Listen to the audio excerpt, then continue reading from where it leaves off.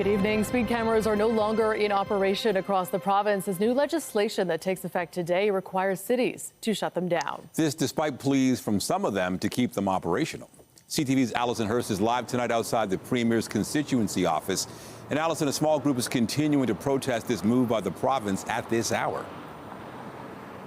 Yes, Nathan, they have been walking all day. They have done 49 laps of their 101. That's what they've measured to equal 42.2 kilometers, which is a full marathon that they plan to do here today. So they're just about halfway through, as some have come and gone, but there are two of them who have stuck it out the entire day so far with plans to continue. And this, of course, is all to try and get the Premier to reverse his decision on automated speed cameras.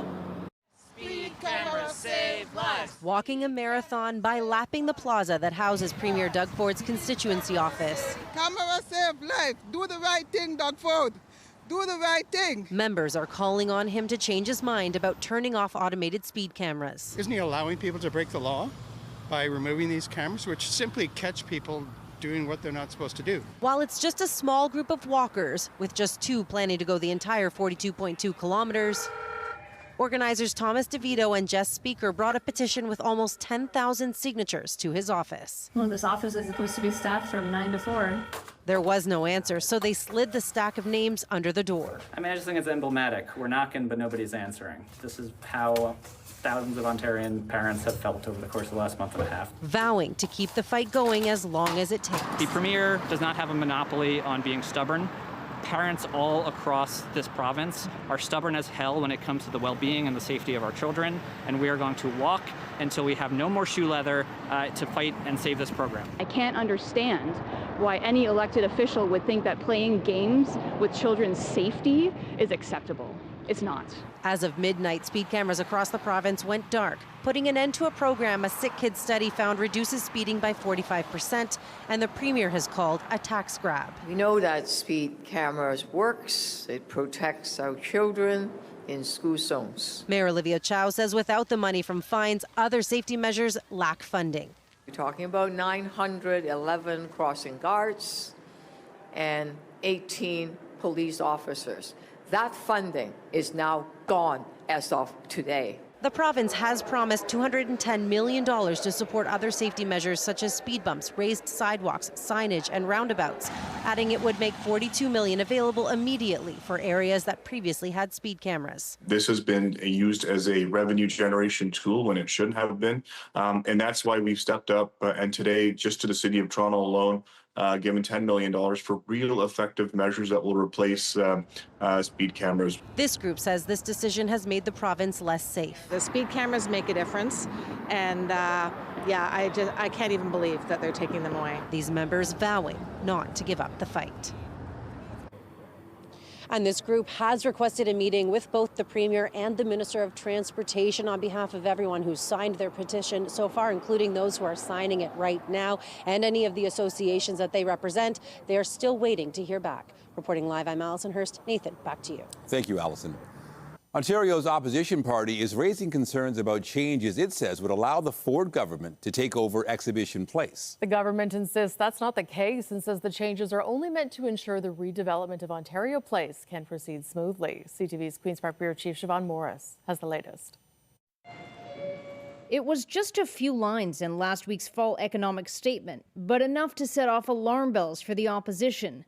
Tweaks to the Rebuilding Ontario Place Act. Exhibition Place would fall under the same bill that's governed Ontario Place, and it would allow the government, just like they did at Ontario Place, basically to break any provincial or municipal law that they want. The grounds across the street from Ontario Place, home to the CNE, BMO Field, and hundreds of events every year, they're owned by the City of Toronto. We are looking very closely to understand what the facts are with the province and its approach in the fall economic statement to Exhibition Place. Because city officials say they haven't been filled in. Why the secrecy? Why bury this in the middle of a budget bill? The Office of Ontario's Minister of Tourism handling the Ontario Place makeover writes, to be clear, we are not taking over Exhibition Place.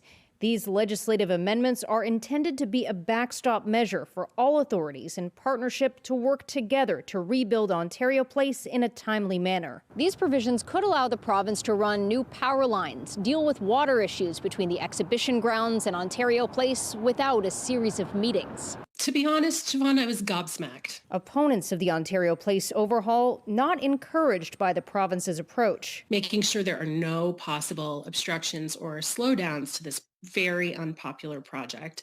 And in order to do that, they're concentrating power and steamrolling other layers of government. The city stresses this wasn't part of the New Deal reached between the mayor and premier 2 years ago. While cooperation is important, The exhibition place grounds are a key city asset, and they have to remain in city hands. Siobhan Morris, CTV News. Still to come tonight, a new survey shows how Canadians plan to spend this holiday season amid rising costs caused by U.S. tariffs. And we have more news in a moment, but first a look at the forecast. Here's a live shot of the city. It's around seasonal tonight, not too chilly, but the weekend will be a little different. Rain's expected. Will it be a washout, and how might that affect your plans? Jessica Smith was here with a look at the current conditions. Hey, Jess. Hey, not a washout, but a good idea to keep the umbrella handy throughout your Saturday afternoon. We're in that late fall season where we're seeing that transition between the warm air to the cold air. So this time around falling as rain as opposed to last weekend when it fell as snow. Temperature-wise, it's not too bad out there. We're still pretty warm through Windsor at 12 degrees. We're at 6 in Hamilton, 2 in Barrie, 6 in Niagara. So still on the positive side for now. As we make our way through the islands, through Pearson, between about 6 and 7 degrees tonight. We're dropping down to 1, very, very seasonal. Coming up, a full look at your long-range forecast. We'll break down the timing of that rain for your Saturday afternoon. But right now, I'll send things back over to Natalie. Okay, thank you, Jess. Thanks. A stabbing in the downtown core this morning sent a man to hospital in life-threatening condition. First responders were called to George Hislop Park near Yonge and Isabella Streets around 10:40 a.m. Toronto paramedics say they transported a patient with serious life-threatening injuries to hospital. Since then, his condition has been upgraded to non-life-threatening. Police, meanwhile, say a suspect fled the area but did not give a description as the investigation continues. In North York, police are looking for this man in connection with an assault investigation. On Tuesday morning, police allege he assaulted a victim with a baton-like weapon in an underground parking lot near Yonge and Shepherd. A bystander intervened, but the victim was injured. If you recognize him, you're asked to contact police or Crime Stoppers. And also in North York, a suspect's under arrest after what police are investigating as a hate-motivated assault. It happened near Bathurst and Baycrest Avenue, September 27th, during the Jewish Sabbath and high holiday period. Police say 21-year-old Jun Hee Jong threw an object and yelled slurs from a moving vehicle at a victim who was identifiable as a person of Jewish faith. Jong was arrested Wednesday and faces an assault charge. Provincial police have made a pair of arrests in connection with a 2020 attempted murder and a 2021 homicide. In January 2021, officers responded to a shooting at a home in Bolton. It was reported that 2 people entered a residence and opened fire on 2 people inside. A 65-year-old man was pronounced dead, and police say one of the victims had also been hurt in a shooting 2 months prior in Vaughan. A 65-year-old man was pronounced dead in the Bolton incident. Fast forward to this week, 28-year-old Christopher Brown from Barrie was arrested on charges including attempted murder, and 25-year-old Nehenia Tirf of Toronto was arrested on charges including first-degree murder. A province-wide warrant is now out for a third suspect, 48-year-old Wahid Barakzi of London. Anyone who spots him is advised to not approach and to call police. The investigation continues into a collision that killed a crossing guard yesterday afternoon in Hamilton. The 52-year-old man was hit by a dump truck around 2:30 Thursday at Mohawk Road and Upper Wentworth Street. Police say the crossing guard who worked for the city of Hamilton died at the scene. The driver involved remained. The Ministry of Labor has been brought in to investigate. Still ahead, a rocky start to the COP30 climate conference as protesters block the main entrance to the site. We'll tell you what demonstrators want coming up. The Christmas season is nearly upon us, and a new survey has found many Canadians plan to cut back on holiday shopping this year. 3 in 5 say they intend to adjust their spending plans amid concerns about tariff-related inflation. CTV's John Benavalli-Rao reports. At Toronto's Eaton Centre, it's beginning to look a lot like Christmas. And with the holiday season fast approaching, some shoppers already crossing names off their list. We're just getting ready. We already have our trees up. We're doing some shopping today. We're going to hit some other malls as well and do some shopping. And the survey offering a snapshot of how Canadians plan to spend amid worries about tariffs, the job market, and inflation. I think things are really expensive right now, so I'm probably going to be cutting back a little bit this year, or budgeting well, or just making sure I'm buying things on like Black Friday.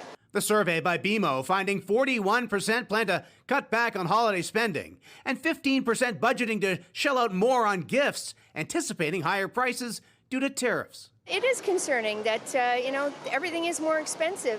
Some said they plan to buy more Canadian-made products to avoid tariffs, while a quarter said they started shopping early to avoid potential tariff-related price increases. And respondents on average plan to spend $2,300, which includes travel and food. There's this general just concern from Canadians of just maybe needing to be really fiscally responsible over the holidays, because there's still a little bit of uncertainty of where things are headed next year. As for where Canadians may cut spending, holiday decorations, travel, and dining out were top items. I'm finding the prices have gone up so much, just even food. So I think this year definitely spending a lot less on presents in general. A separate survey recently found more than half of Canadians feel anxious about affording the holidays, and 61% don't feel financially prepared for them. Meanwhile, a quarter of those surveyed by BMO said they plan to cut back on the number of people on their holiday gift list. John Benavelli-Rao, CTV News, Toronto. Turning to international news, Russia launched a large drone and missile attack on Ukraine today, killing 6 people in Kyiv.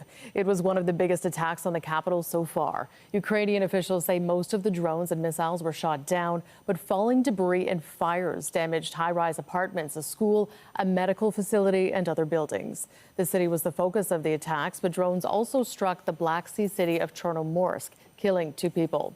Ukraine launched a missile and drone attack on Russian oil-exporting infrastructure, as well as an oil refinery. In Brazil, indigenous protesters blocked the main entrance to the COP30 climate conference today. The demonstrators say they want a voice at the table. Conference participants were rerouted, and the peaceful protest ended following a discussion with the climate talks president. Conference organizers have touted this edition of the annual meeting as an opportunity for indigenous people to have a bigger role in the discussions.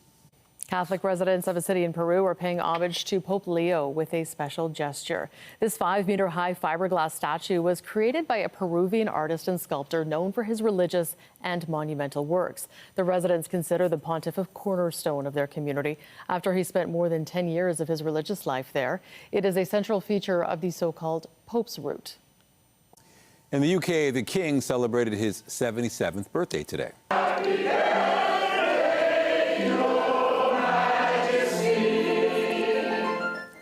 The monarch was in Wales for his special day, receiving birthday wishes as he attended the opening of a metro station in the south of the country.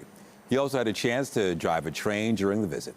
Earlier, the king attended a reception at a castle where he was presented with a birthday cake in the shape of the building. He later went for a walkabout outside, greeting some of the well-wishers that had turned out to see him. Meanwhile, Buckingham Palace has marked the king's birthday with the release of a new photo of the monarch. The image shows Charles in the gardens of Sandringham Estate with the stately home in the background. The photo was taken in May by photographer Millie Pilkington. A group of people on a boat couldn't believe what was happening when a seal, desperate to escape a pod of whales, did this. Oh, you poor thing. I am shaking right now. He is on board. He is not trying to get on board. He is on our boat. You're good. Just stay, buddy.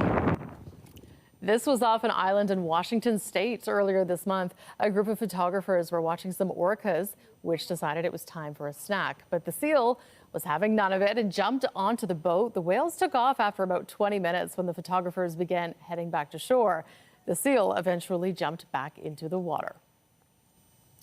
Still ahead tonight, remote control brain imaging. We'll show you how one Toronto hospital is leading the way in the long distance procedure and how it could open up access in hard to reach areas. I'm Pat Foran. Coming up on Consumer Alert, many of us get them every day, scam texts and emails. Most of us know to delete them, but a new survey finds that one group is being scammed more than any other, and it's not seniors, it's Gen Z. I'll have my reports. That's just ahead. And after a cool start to the week, a fairly seasonal end, temperature-wise quite comfortable. And as we head into the weekend, we climb a bit above seasonal. The warm-up is short-lived as we will return to a much more traditional kind of fall forecast. Coming up, I'll have your full forecast, and stay with us. We have another full night of great shows for you right here on CTV.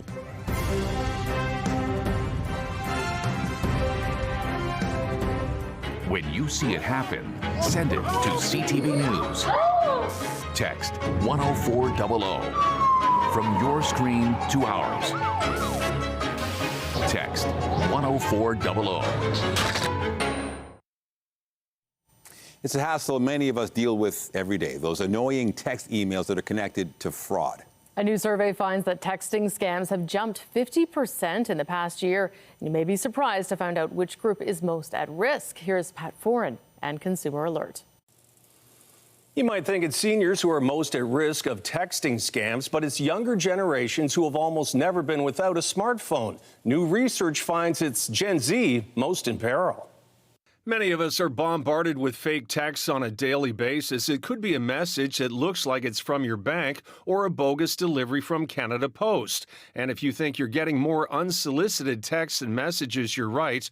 A new Consumer Reports Cyber Readiness Report finds text scam attempts are up by 50%. And it might surprise you, they're growing the fastest among Gen Zers. Scammers are trying to rip off young adults. 18 to 29-year-olds are getting scammed at record levels, and reports of text scam attempts from Gen Zers tripled. And it makes sense. They text a lot. It's a primary form of communication, and they have instant access to money on their phone. The survey also found lower-income households were 3 times as likely to lose money from scams. One way to try and protect yourself is to make payments using a credit card. Credit cards are safer than many other payment methods because you have a right to request a chargeback when fraudulent transactions occur. Consumers who do not use credit cards have fewer rights to dispute fraud when it occurs. Other ways to protect yourself: don't reply to random or unsolicited texts. Responding confirms your number is active, so fraudsters might keep bugging you or sell your number. Instead, block the number and mark it as spam. Next, cut down on text spam before it reaches you. Check with your phone carrier. Most offer free tools to filter or block unwanted messages. Also, watch out for phishing scams. Be suspicious of requests for personal information from text, emails, or messaging apps. If the message seems urgent or time-sensitive, that's another red flag. Finally, when shopping online, use a credit card. Other payment options may not offer the same protections. And Consumer Reports recommends using a password manager, as many people reuse passwords, which is a security risk. You should also use multi-factor authentication whenever possible for an additional layer of security. On your side, I'm Pat Foran. If you have a consumer story idea, email us at alert@ctv.ca. Well, talking about the forecast, and I thought you were starting. We thought we talked about this. It's the end of the week. Anyway, it catches up to us. Tomorrow, last week we had all that snow. This Yes. weekend it's the rain, and I'm hoping it's not a washout. Do you have any plans? That's right. The Beaches Santa Claus Parade is this weekend. Yes. So we talked about that earlier. You said we might see some rain, but we're hoping for sunny skies. Yeah, the bulk of the active weather is going to be on Saturday. So if you have outdoor plans, I know there's lots of outdoor games going on. We've got lots of events happening in the city. Just be prepared. It's more so the slowdown in traffic that's going to impact you. If you're heading out to that parade, though, it's not that bad as far as active weather goes, but it does get a little bit cooler out there. But we are at the end of November. 'Tis the season to be freezing, and we are getting into that time of year where you have to start thinking about those extra layers as temperatures start to drop. But as Nathan mentioned, last weekend we had the snow. This weekend, more active weather, just falls as rain. Now, as we take a look at our kind of chopper viz from earlier today, not a brilliantly sunny day, but peaks of sun out there, here and there. And we're still holding on to some of those really beautiful fall colors. We will see more of the leaves fall on the ground as the rain knocks them off the trees, but overall, at least to wrap up the week, it has been quite beautiful outside and very seasonal, which feels warm in comparison to how cold it was earlier in the week. Taking a look at our temperature map, we are holding on relatively comfortable as we head into the end of our day. We're at 8 through Windsor, 6 here in the city. We're at 0 through Ottawa. They're a little cooler, and as active weather rolls throughout your Saturday, for us falling as rain, for them falling as freezing rain. So just something to take note if you're traveling this weekend. Overnight tonight, we're sitting very seasonal, very comfortable out there. A few light clouds and a fairly moderate wind. As we head into the day tomorrow, we start off dry. We get a little bit of sunshine to start the day, and then the rain rolls in throughout kind of the mid-afternoon through to the early evening. But the good news is, at least it's warm rain. We'll sit at about 11 degrees, 13 through Waterloo, the same through London, the same in Hamilton, 14 in Niagara, a little cooler through Bancroft, but everybody's still on the positive side. Relatively dry tonight as we get into the end of our day today, but there's the system there making its way out of kind of northern and central portions of Manitoba. So if you're attending the Grey Cup as you head in towards Sunday, it'll be nice for you, maybe less nice if you're anywhere else through Ontario and east.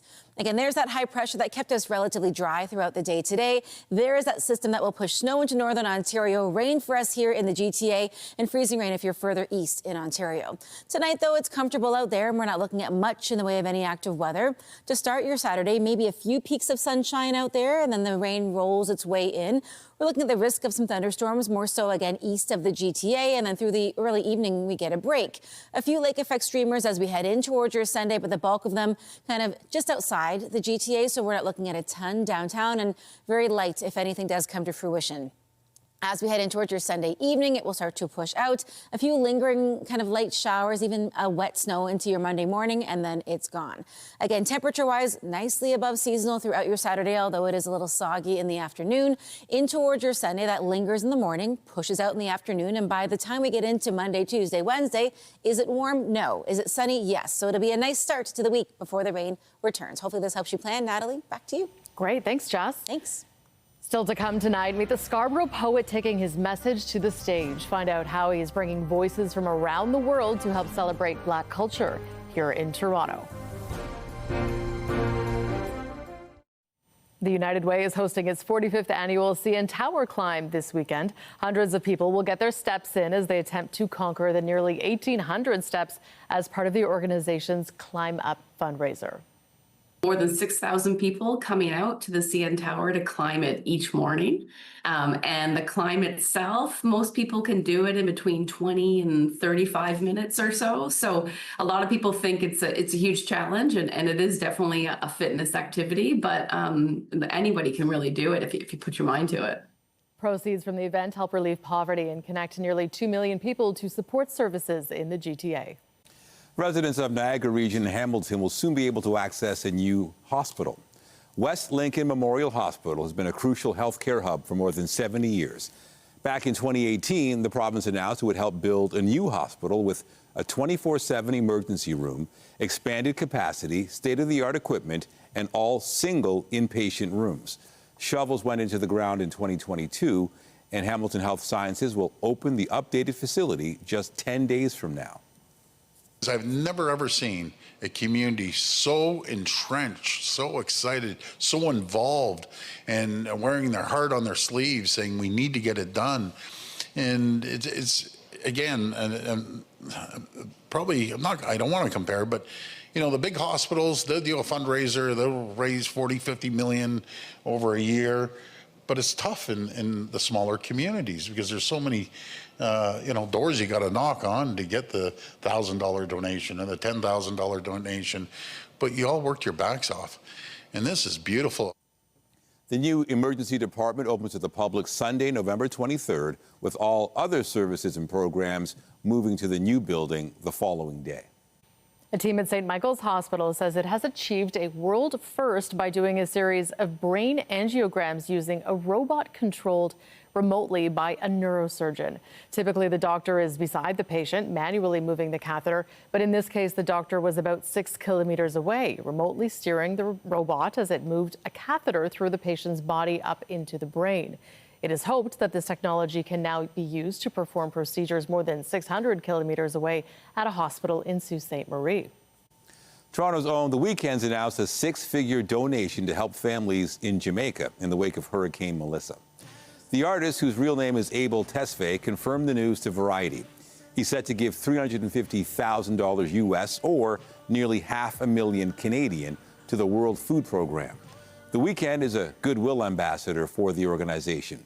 WFP has been working alongside the Jamaican government to meet urgent food needs.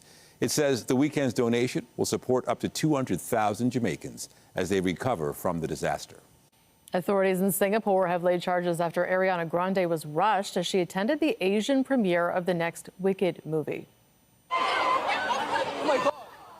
Video clips of the incident have gone viral, with several of Grande's co-stars, including Cynthia Erivo, running to her defense.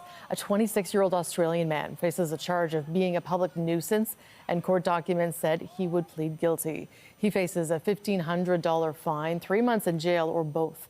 Grande hasn't commented, but posted several pictures from the premiere with the caption, "Thank you, Singapore, we love you."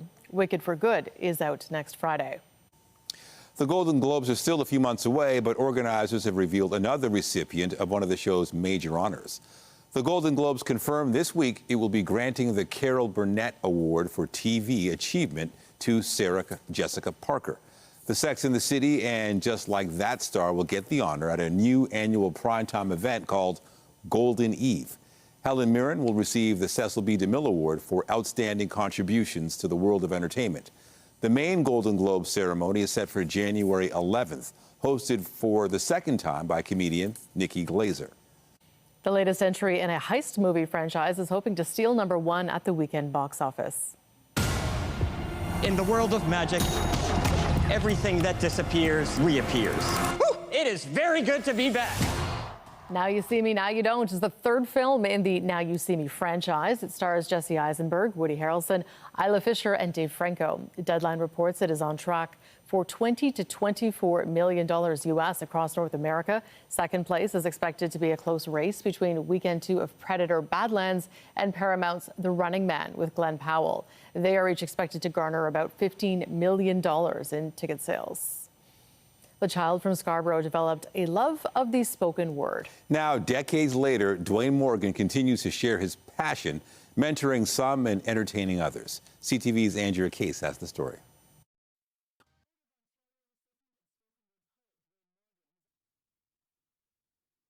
Order of Ontario recipient and spoken word poet Dwayne Morgan has often walked through Sankofa Square at Yonge and Dundas, but he's never seen a picture of himself towering over the intersection. When I was starting out, people were like, poetry, what are you going to do with that? You can't turn that into anything. And now I can say, well, I'm on a billboard. It all started as a teenager in Scarborough when he entered a talent show. I wrote a poem and people said, hey, you should really write and tell these stories about what's going on with, young racialized people in the neighborhood. And 32 years later, I'm still here. And every year I just try to celebrate the fact that I'm here. Over the years, he has mentored and supported others in the creative endeavor. When Brothers Speak is the largest spoken word show in North America that features all black men. We have Ontario's first poet laureate, Randella J., who's going to be performing. We have the new poet laureate, Testament, who's going to be performing. We have poets coming from Illinois, from New Jersey. We have one of my mentees named Scribe, and then I curate and I produce the show every single year. And who's teaching the boys that their unsolicited opinions are okay? A lot has changed in the 32 years he's been performing. When I first started out, there was no such thing as spoken word. There were no priority neighborhoods. There was no, grants and funding to support this type of work. So I had to, create a lot of infrastructure. I've had to mentor a lot of younger artists. So now when I see that, Ontario has a poet laureate, that Toronto has a youth poet laureate and a Toronto poet laureate, it's really encouraging to see how things have changed. Mental health isn't something you talk about in an immigrant house. It's a sign of weakness, and you aren't allowed to be weak when you are already carrying so much. Poetry is and storytelling is the oldest art form that exists. It started once we gained language.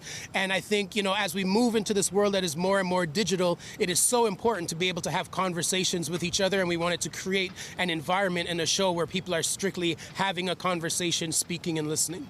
Tickets are available through Ticketmaster for When Brothers Speak at the St. Lawrence Centre of the Arts on Front Street. The show will be held on Saturday, November 22nd.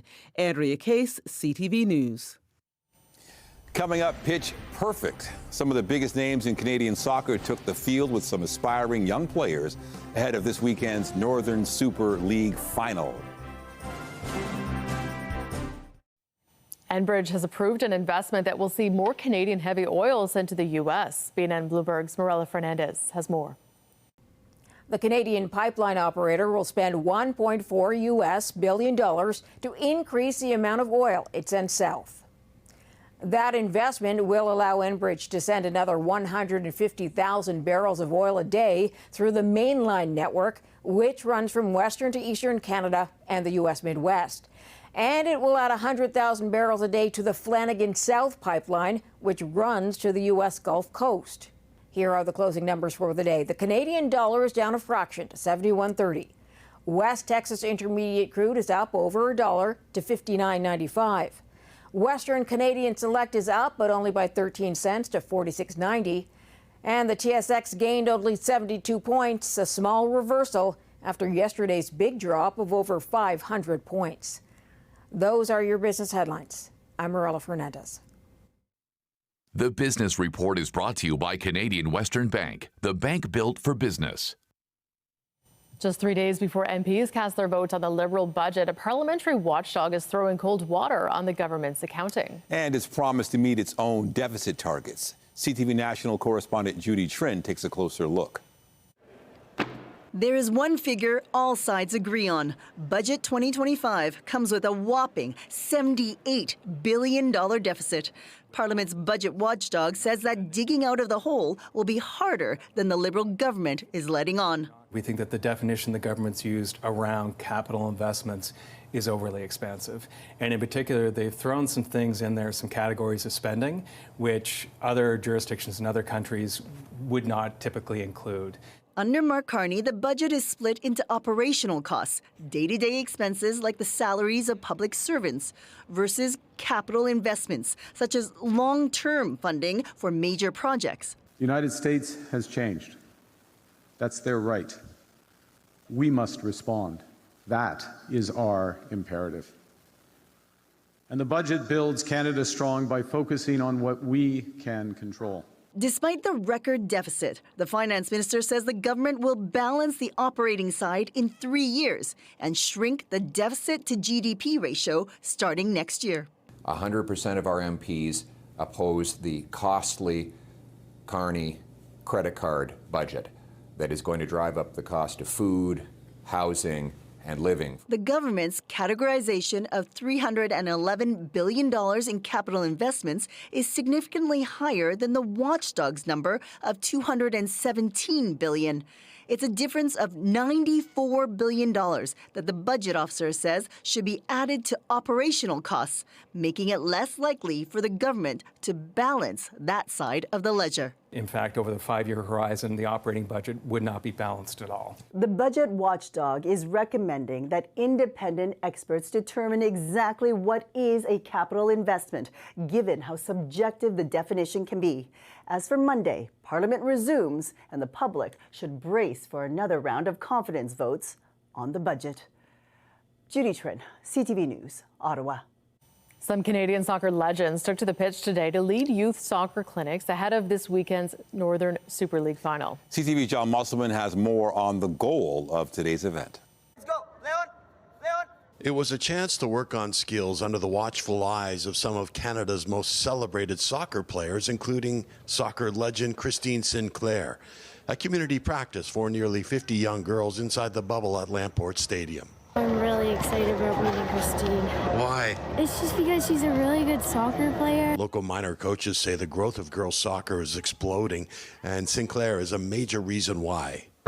They were absolutely buzzing. We came on the bus together, and just knowing that she was going to be here, walking around, they were just loving it. I'm a firm believer you need to see it to believe it, and these young kids up until this year had nowhere to watch, professional women's soccer, and that has all changed. And events like this, give these kids a first-hand chance to meet some of their heroes, get pictures, autographs, things like that. And I remember those moments as a kid, and they can be life-changing. It's like a team sport where you can all play together. Do you want to be a professional one day? Yeah. How much hard work do you think it'll take? A lot. Do you think you can do it? Yeah. The event was organized by officials with the Northern Super League and Canadian Tire ahead of tomorrow's first ever championship game of Canada's top-level women's league. Toronto will take on Vancouver at BMO Field. Community is so important to the NSL. It's in our values. And so really being able to show up for the market where we're hosting NSL final, it was really critical that we participate and make sure that the little kids were involved in some capacity. For these young soccer players, it was a special day to meet new friends, showcase their skills, and have a bit of fun. John Musselman, CTV News. For hockey players, it's the biggest stage in the country, the ice at Scotiabank Arena. And today, some young players got the chance to hit the ice, all part of an event aimed at removing barriers for kids who want to get in the game. CTV's Shanli Thung has the story. Little kids on the biggest stage. It's just like crazy that this is like my dream of doing. Today at Scotiabank Arena, kids from 5 local minor hockey associations got a chance to play on the same ice as the Toronto Maple Leafs use. Fun, magical, and my dream came true today. It's part of the Big Assist from the company Kruger, where 5 local organizations will each get $25,000 to help remove barriers for kids to play hockey. Some of the children as young as 6 got to enjoy things like skating, about the jumping over the blue lines, yeah. And they got a chance to work up close with one of the greatest to ever lace up a pair of skates. Haley Wickenheiser signing my jersey and a card of her. When I was 9-10 years old, if I would have had a chance to skate on NHL ice, I would have thought I died and gone to heaven. Multiple Olympic gold medalist, former professional, and current member of the Leafs coaching staff, Haley Wickenheiser, was one of the celebrity coaches. Being in the NHL it's stressful, it's business, it's there's a lot of things that are different than when you're in the minor hockey circles. And coming back to work with kids reminds me of why I love the game. And falling in love with the game to these coaches and players is the most important skill to learn. So if you can get them to believe that they can achieve something, they're just going to love it more. They're going to want to do it more often. They're going to invest more of their time. I know as a kid when I played house league, it was the highlight of my childhood, being able to play on an NHL sheet of ice. And for those on the ice today, that holds true. It's the best day of my life. For some, today might be the beginning of a career that could end up right back where it started. Shanli Thong, CTV News. Meanwhile, the Maple Leafs made some roster moves today. Austin Matthews has been placed on injured reserve with a lower body injury. It is retroactive to Tuesday when the Leafs captain left in the second period of a game against the Boston Bruins. Yesterday, coach Craig Berube said he expects Matthews to be out maybe a week, but could be back sooner. The team has activated goaltender Joseph Woll. He rejoins the Buds after missing the start of the season to attend to a personal matter. Woll will likely take over as Toronto's #1 netminder with Anthony Stolarz out day-to-day with an upper body issue. Dennis Hildeby started in goal for Toronto's overtime loss to L.A. last night. And Easton Cowan has been recalled from the Toronto Marlies. The 20-year-old forward started the season with the Leafs and had a goal and 3 assists in 4 games before being assigned to the AHL affiliate. He has 1 assist in 2 games with the Marlies. The Leafs have lost 4 in a row and play in Chicago Saturday night. This is the weekend Canadian football fans have been waiting for. Excitement is building for the 112th Grey Cup between the Saskatchewan Roughriders and Montreal Alouettes. Both teams are getting in some final practice before the game. Montreal is heading back to the Grey Cup after winning the 2023 title. They have squared off against the Roughriders twice before in the championship. Saskatchewan last played in the Grey Cup in 2013, winning the franchise's 4th title. Meanwhile, one of the Grey Cup week's oldest traditions trotted into a Winnipeg art gallery yesterday. That's Tuffy Nuff, the mascot of the Calgary Stampeders, riding into a host city building. Started when, in 1948, a Stamps supporter did that at Toronto's Royal York Hotel. Kickoff for this Sunday's game is shortly after 6 p.m., and the weather forecast looks good. A Toronto Blue Jay is the winner of Major League Baseball's first ever Entertainer of the Year award. And most fans probably agree they made the right choice. Hit well to deep left center. And this one will go. Vladimir Guerrero Jr. gave fans plenty to cheer about during a sparkling season by the Slugger. He helped his team win its first American League East pennant since 1993. A writer for Major League Baseball said Vladdy captivated the sports world with his on-field and off-field theatrics, all the while showcasing both his fun side and depth of personality. The first baseman, who also picked up the 2025 All-MLB team, along with Bo Bichette. Some big changes are coming down the tracks for TTC riders, including more frequent service on the subway's Line 1. This will make a real impact, and it's the first time since COVID that we're getting back up to these levels to meet the demands of our customers, which we've digested and looked at to see what we could do, how we could do it. Starting Sunday, the TTC says Line 1 riders can expect trains to arrive roughly every 2.5 minutes during rush hour and more frequently throughout the day. When the schedule switch takes effect, streetcars will also arrive more frequently on the 505 Dundas and 511 Bathurst lines. Those service changes follow October's boost to service on Line 2, but that line is also set to see a major closure this weekend for planned track work. Trains won't run between Kipling and Janes stations on Saturday or Sunday. Replacement buses will run instead. This comes as the TTC makes preparations for the launch of the long-awaited Line 5 and Line 6 LRTs. The Eglinton Crosstown LRT is still undergoing dry run testing with no specific service date. But when it opens, it'll run from Kennedy Station to a new transit hub just west of Black Creek Drive, Mount Dennis Station. That station will open Sunday as a TTC bus terminal and a stop on the GO Train's Kitchener line and the Up Express. That same day, a new pedestrian underpass will open at Eglinton West Station, soon to be renamed Cedarvale Station. Also Sunday, the TTC will be adjusting service on a few bus routes to better connect to the new Line 6.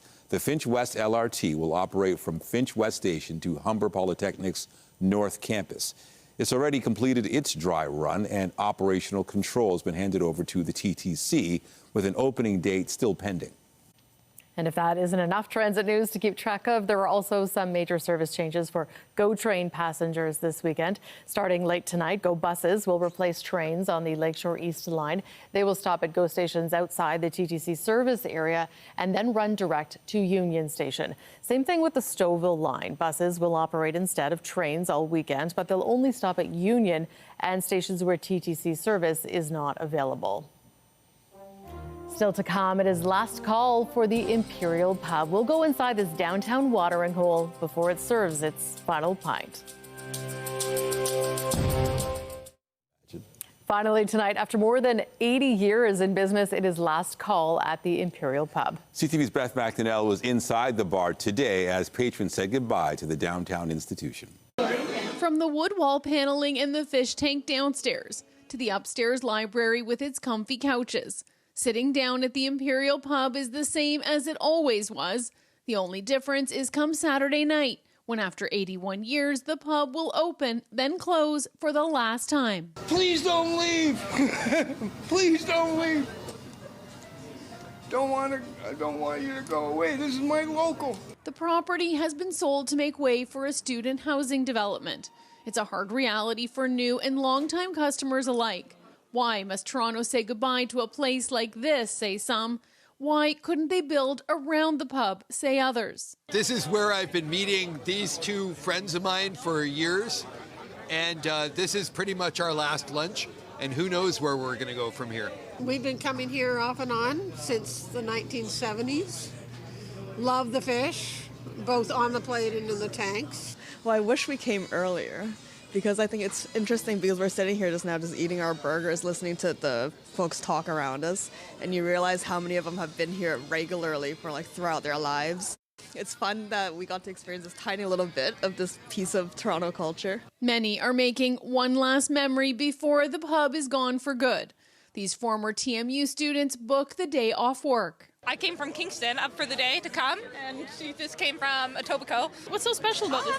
The walls here. Just the memories, the nostalgia, the cozy comfort. Budgets were tight, and it was a nice place to hang out. It's very always inviting, comforting.